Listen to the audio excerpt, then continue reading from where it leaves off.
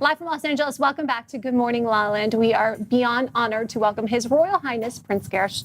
Thank you so much for being with us. Thank you, my pleasure. I love the prince. Yes.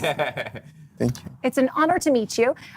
We met earlier on the red carpet at Rock to Recovery, and you shared a bit with me about your family's dynasty and your story. Would you mind sharing it with us today? Of course, yeah. A lot of people don't know about that, but there were some Christian dynasties in the Middle East, not only Muslim. And since the beginning, my family comes back to the kingdom of Sheba from biblical times, and they migrated to Syria, today's Syria, and Damascus. And we ruled, being supported by the Byzantine Empire. And then, of course, with the advent of Islam, we were forced to move to today's Lebanon. It was not Lebanon back there. And we ruled there 2 small principalities for 500 years. Then in the 18th century, the Ottomans kind of squeezed us. And my great-great-great-grandfather had the utopia of removing all corrupt people. In the small principality, he wanted to go against this big empire, which was the Turkish Ottoman Empire. And then, of course, we had to move away, and that's why many family members had to go to the Americas, and I was born and raised in Brazil. My family had to escape there, and now I'm here. Wow. So yeah, we produced and directed this documentary, The Christian Kings of the Middle East. It's available on YouTube. Anyone who wants to see, just Google The Christian Kings of the Middle East, and all the history is there, and even featuring the leading world's leading authority in Middle Eastern royal succession, which is Professor Joseph Kishishian. He was kind enough to be on it, and also the Maronite Archbishop of Beirut. So it's interesting for people that have no idea about the Christian kings that rule in the Middle East. Wow. It's fascinating. I mean, there's so much history there that I think that, even having children now, they're so far away from that. And I think that this gives a really good idea of what it's about. Because you even said your family migrated to Syria. So now in my mind, I'm thinking, do you have any connection? And does he feel a certain way about what's going on there today? And just so much comes up because so much changes. Yeah. Many people don't understand, but there's a lot of different ethnicities in the Middle East, not only Arabs. Right. So you have amongst Arabs, you have there's tons of Ethiopians. Nomad Arabs, and you have sedentarian Arabs. You have, and amongst them, you have the different, like the Gulf Arabs are different. You understand? Yes. The different. So my people, the Ghassanids, we are 15 million people all over the world, spread all over the world. So we kind of built a lot of things that you see today. Many churches, monasteries, palaces, most of them are in ruins today because of all these wars and conflicts.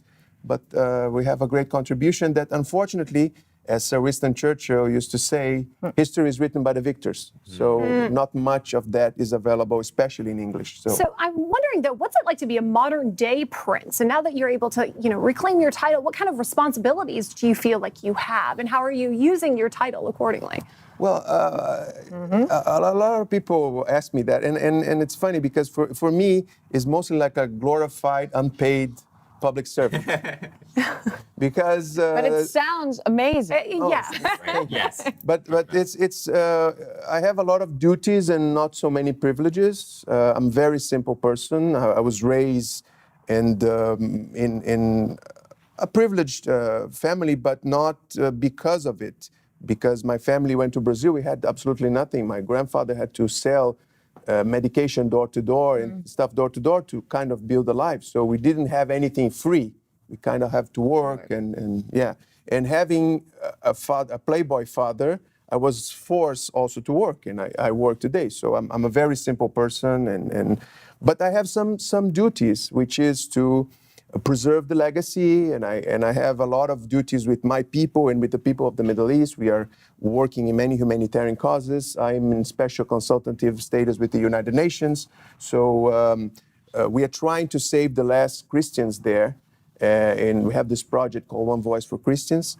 And because if nothing is done in 20 years, there'll be no more Christians in the Middle East, which would be a catastrophe. And the world is not paying much attention about that. They are worried about the migration. They are worried about the oil, but they're not worried about this Christian people that are there since the beginning of Christianity. So we are trying to raise awareness about that in the past 5 years. So to me, it sounds like the title of being a prince is actually being a super beautiful, good human with a great soul, that you're out there really sort of. Thank you. You're very kind. No. As I always say, and I want to make that very clear. For me personally, a title of nobility or a title of an exiled monarchy has no use in 21st century at all as a personal honor. But the reason why my family and we keep this tradition is because we see that we can be relevant to our people. So it's a work, it's a job, it's not a nice thing that I get like nice tables. And on the contrary, people since they don't understand, they make a lot of fun. You know, I was accused of inventing the history of my family many times because, you don't have much things available in English. So it's a lot more bother than privilege. Okay, so for me, the good part is that we work for the advancement of people, that people can live in dignity, not only the Christians, but also the Muslims, That's the Jews. the question I had, Exactly, yeah. So for me, I always say that God was very democratic when he distributed ignorance and stupidity. So you have ignorance and stupidity all over the world, in all religions and all ethnicities. So you have great people and good people in all religions and all ethnicities, and we want to help them, especially empower women there. I heard that you were also knighted by the Pope. Yes, in 2014, and I'm going to be promoted now in October in New York, the Order of the Holy Sepulchre, which is one of the oldest orders in the world.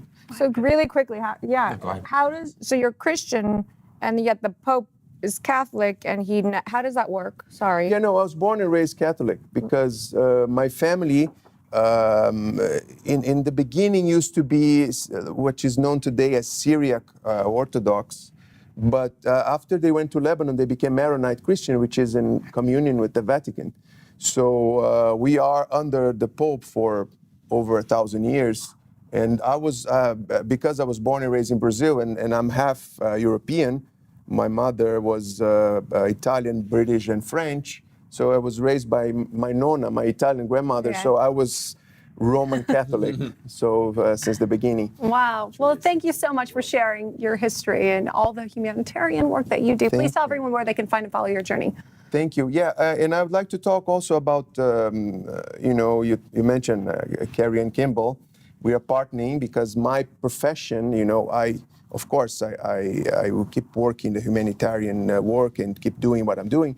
But as a profession, I'm an actor, director, and producer. I had many TV shows in Brazil. I've directed the largest comedy festival in Latin America. And we are partnering with this company called Royal Affairs Entertainment.